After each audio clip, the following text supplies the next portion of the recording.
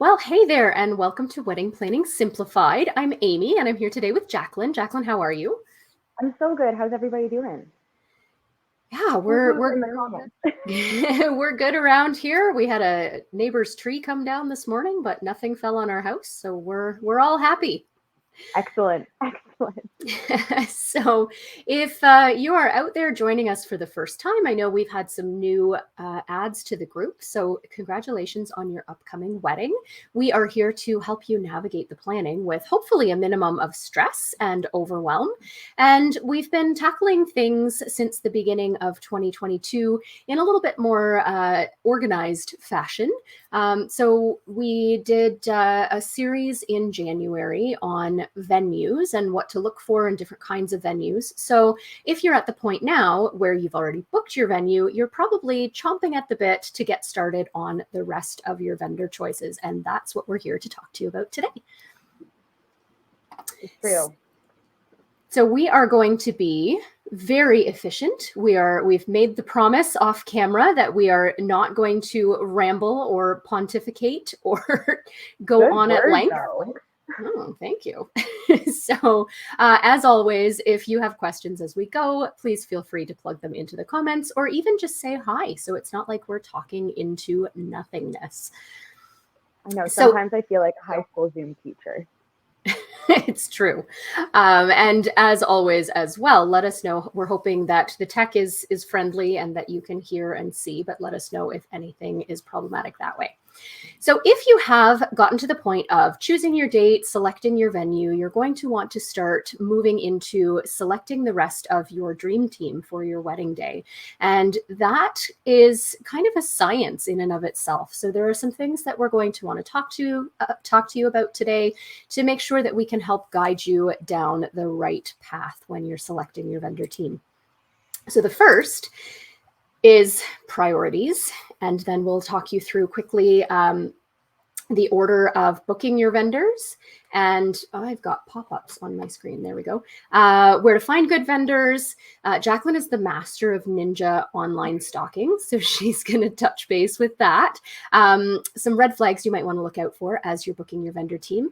What to talk about when you're actually interviewing potential vendors, and then maintaining good communication with those vendors.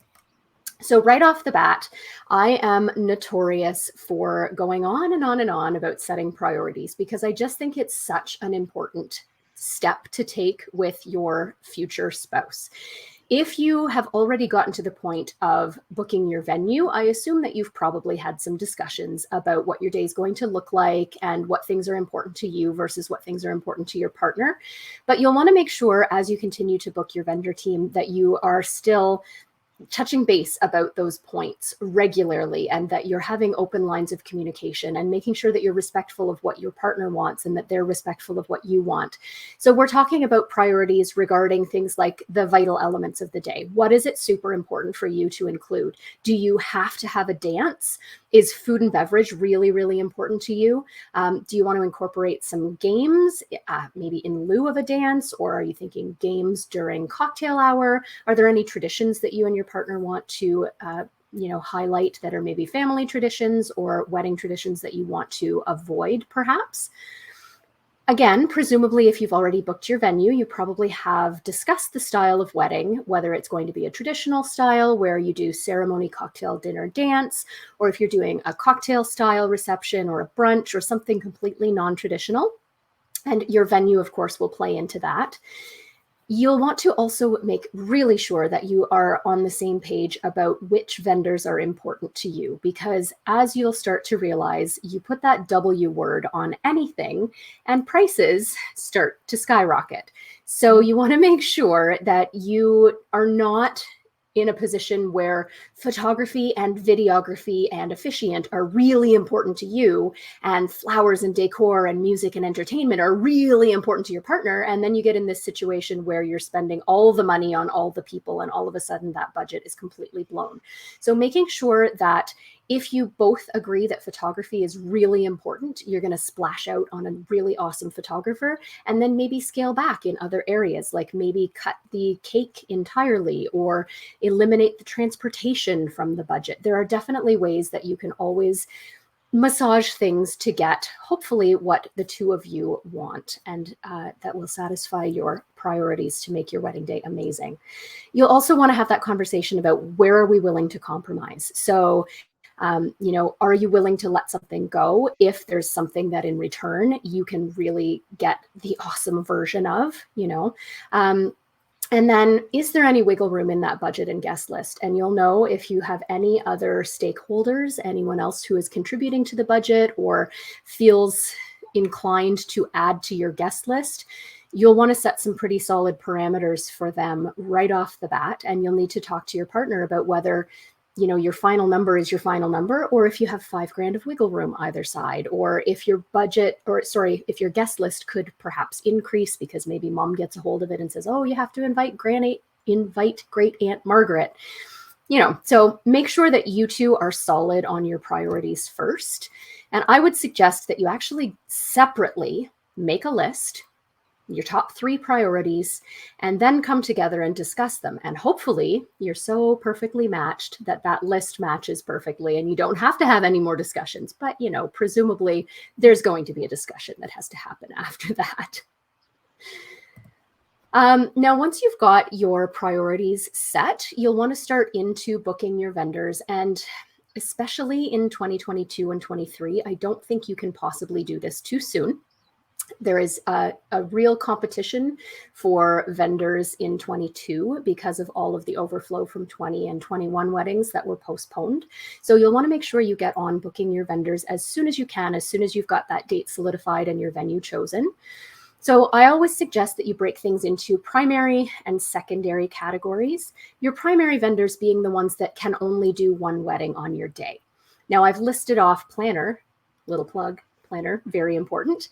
Photography, videography, most companies just have one team. Some have multiple, but many are sort of solo entrepreneurs who can only do your wedding on your day. Your officiant, depending on the time of your wedding, officiants often do multiple weddings on a day, but if everyone wants to get married at 4:00, obviously that officiant can only be in one place at a one time. And then live music, if you're hiring a band, they are a limited commodity, as are some DJs. Many DJs have large teams, but if you're particular as to the actual person doing your wedding, you'll want to make sure that you put that on the priority list as well. And you'll notice that I didn't mention catering. If your venue does not come with a caterer, I would absolutely add catering to that list. If you're at an all-inclusive venue that does supply the food and beverage, you don't need to worry about that. Now, then moving on to your secondary vendors, and these are vendors that can do multiple weddings on one day. So someone like your florist, your decorator, your baker, your stationer. So these are people that, even if they're not priorities for you, you can probably relax a little bit, maybe, on booking them right off the bat, because a florist can do multiple weddings on a day in some cases. Now, if floral, for instance, is the very, very top of your priority list, then absolutely put them in before photography, because every florist has a different style. And if you're attracted to only one specific style that only 2 florists in your area can handle, then naturally you're going to want to move that a little bit forward in the booking priority. But otherwise, florists often can do more than one wedding per day. All right, so Jacqueline, do you want to cover where to find good vendors? Because it can be a little bit daunting. It can definitely be daunting, and especially with the first place that most people find their vendors is being word of mouth. That can sometimes be really overwhelming. So if you are in the instance where maybe you're the last of your friends to be celebrating your wedding, maybe you have some older siblings, chances are they're going to be giving you a lot of advice as to who to book with, as well as who not to book with based on their own experiences, which is great. But you need to make sure you're asking yourself if their priorities are similar to your priorities, because obviously, if they really wanted a rock and roll DJ that can keep the dance floor packed until midnight, they're going to say that their DJ was incredible. But if you're planning on only having people dancing until about 9:00 and wrapping it up, you don't necessarily need the DJ that can keep the dance floor packed the entire time. You also want to make sure that the expectations and the budget are similar to the people that are recommending people, because sometimes our friends are in an entirely different tax bracket when it comes to their wedding plans, and you have to make sure that it is similar to your expectations.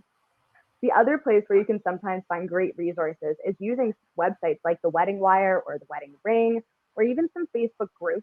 You've got some great discussion posts in there to be able to bounce some ideas off of each other. And sometimes it's really localized to help minimize your search history on Google. Sorry, Hunter apparently didn't like that point. But the other thing I always like to warn with Facebook groups is to do your best to take everything with a grain of salt and to always do your own research with it, because sometimes that personal can really diminish or can kind of take away from the facts of that vendor's quality of work, from that vendor's availability, or whatever else may come from any Facebook group recommendations.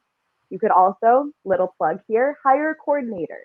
I often joke that we are kind of like matchmakers when it comes to venue hunting or vendor hunting, because ultimately we know your personalities fairly well. We also know your priorities and your expectations very well. And we know the wedding vendor community in London very well as well. So we're able to connect personalities that jive, which in some cases it really won't matter. And Amy will talk on that later.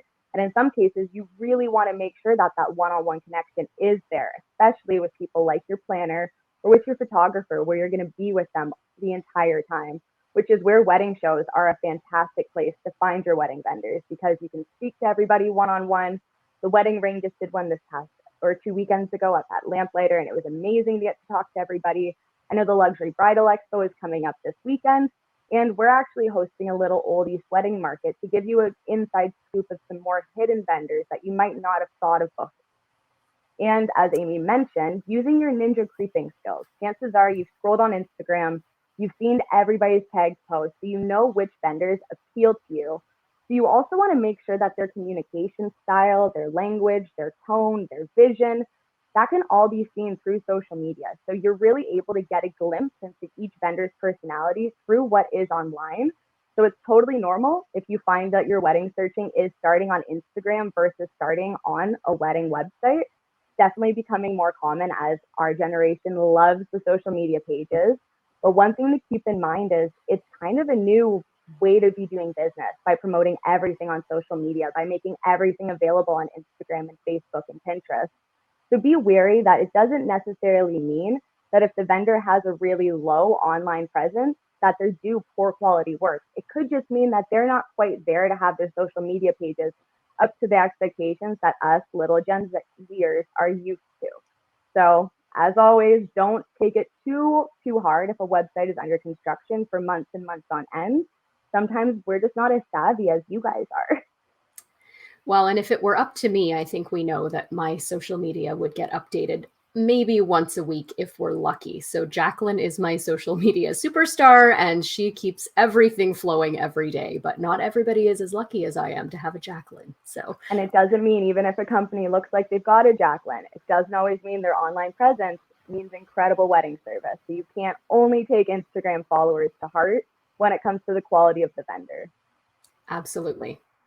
And so let's talk a little bit about where you should consider red flags. So if they don't have a completely up-to-date Instagram profile or a Facebook page, or if their website is looking a little bit less than stellar, sometimes that's a red flag, and sometimes it's just an indication that they're busy or they don't have a Jacqueline. But you definitely want to, again, as Jacqueline mentioned, most cases, vendors are using websites as the place to convert sales. So usually if you find a vendor on Instagram or on Facebook, the way that it's still happening is that they're trying to get you to their website. So in most cases, most vendors will consider their website to be their biggest sales tool and their biggest conversion tactic.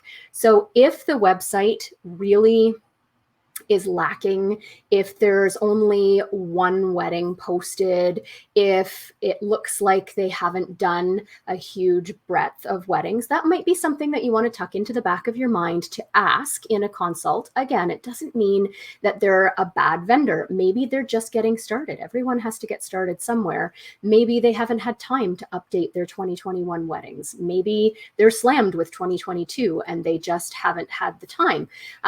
So don't necessarily run screaming, but things to consider as you're making your short list of vendors to meet with and to interview.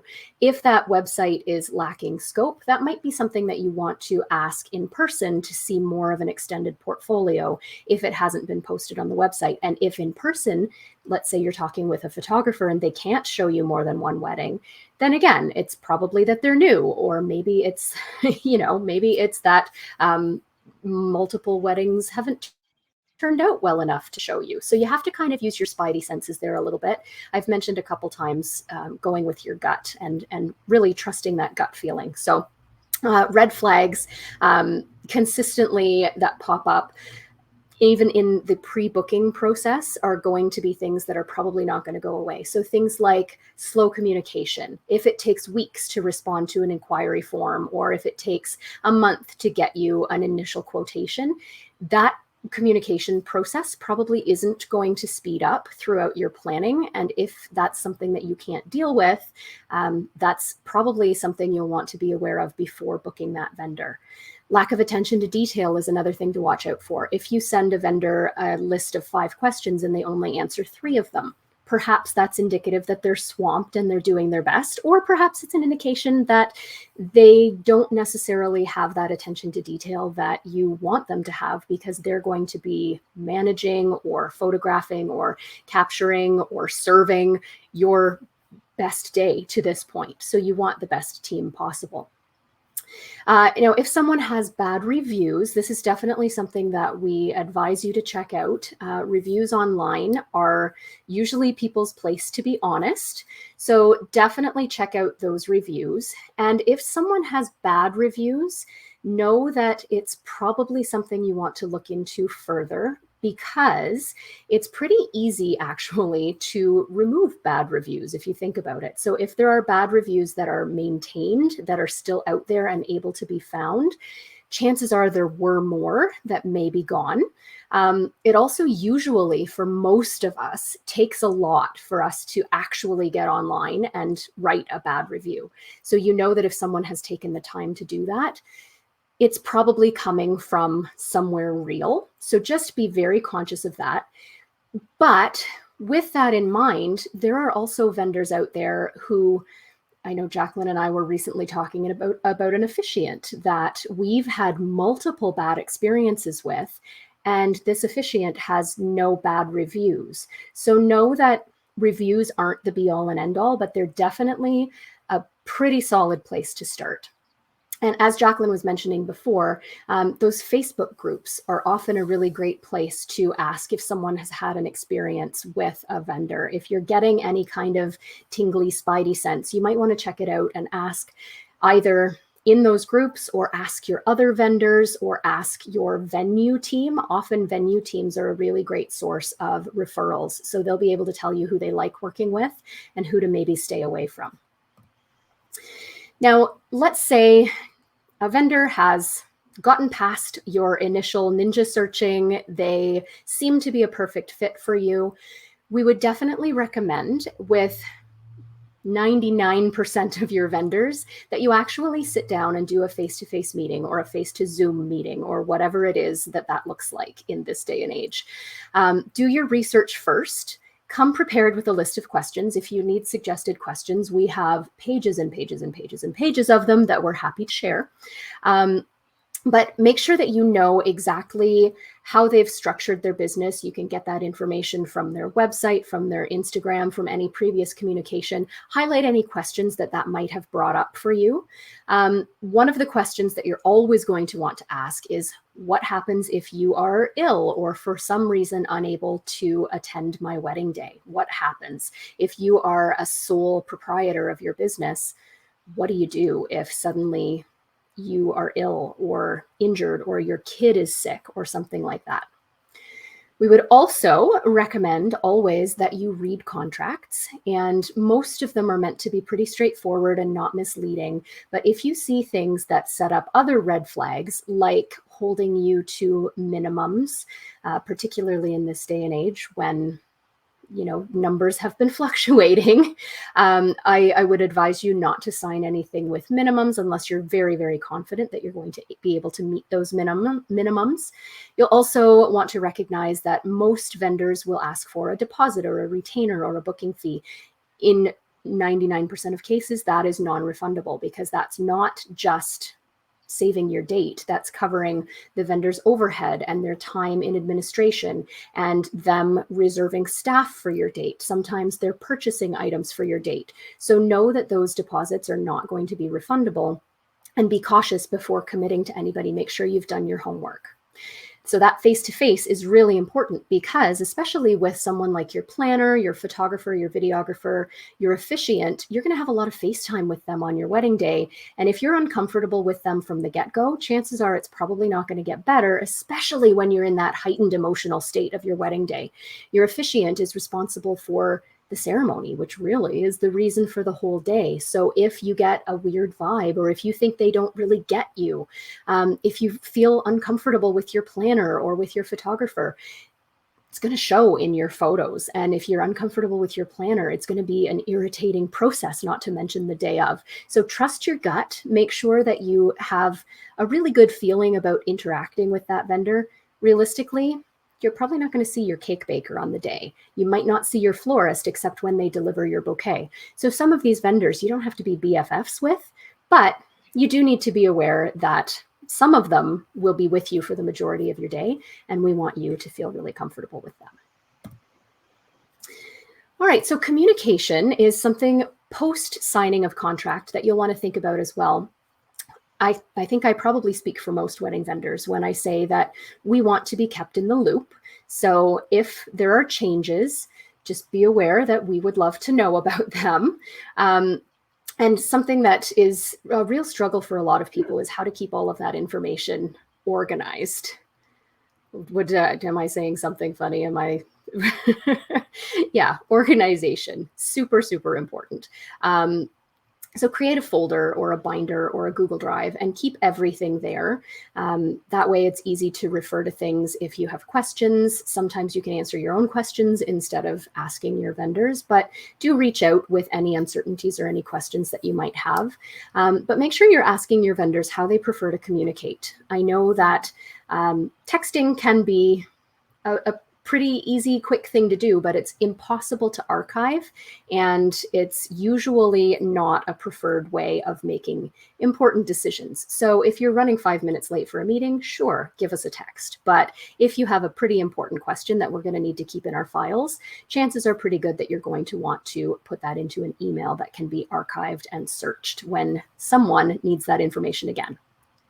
I would also advise you to set up your calendar with reminders once you've booked a vendor. And I do this for all of our full planning clients. As soon as we book a vendor, I set an automated email to go out a week before every future payment is due, so that we're not missing any of that. I don't have to worry about that. So set yourself a reminder in your calendar, set yourself an automated something to remind you that 2 months before the wedding, you need to finalize your floral order. And 3 weeks before the wedding, you need to submit your final numbers to your caterer, and you need to submit your guest meal choices, that kind of thing. And so that will keep you on task and feeling less overwhelmed than if you're just waiting for emails to come in and never really sure what money is owed when, or you're worried about missing that finalization meeting with your DJ where you choose all your music. So the more organized you can be right from the get-go as you book your vendors, the less stressful those last few months before the wedding will be. Absolutely. And I promise to keep it quick and not to jump in too much, but make sure you're saving your vendors' names as contacts in your phone. Very quickly, you will have a lot of 519, 226, or whatever area code you're watching in, and you'll want to be able to keep everyone tracked. And you'll also want to be able to pass that number off to somebody else on the day if you don't have a wedding coordinator, because on the day, you're not going to want to be the main head of communication. You will need to assign somebody that task if it's not your wedding coordinator. Absolutely. All right. Well, ladies and gentlemen, that is the end of phase 1 of making choices. So, as always, if you have questions, you know where to find us. You can email amy@unmistakably.you.com or jacqueline@unmistakably.you.com. I would highly recommend that to take some next steps in the booking process, you start checking out some wedding shows. So, we've got the Bridal Expo coming up at RBC Place next Saturday and Sunday. So, do check that out. We also, as Jacqueline mentioned before, have the Old East Wedding Market, which we are personally super pumped about. It's April 28th, 29th, and May 1st. So Jacqueline just popped that link into the comments there. Tickets are on sale now. We'd advise you to get them in advance, and we really look forward to seeing you there. So next week, keep an eye out for a pre-recorded video because we're going to be at the Bridal Expo, but we're going to continue helping you figure out how to make choices in your wedding plans. Yes, absolutely, we will, because it's not an easy feat. It's definitely a personal one that you have to handle by yourself, but we're here to support you, whatever that looks like. Absolutely. Don't hesitate to reach out if you ever need anything, and happy planning. Take care. Have a great week. See everybody.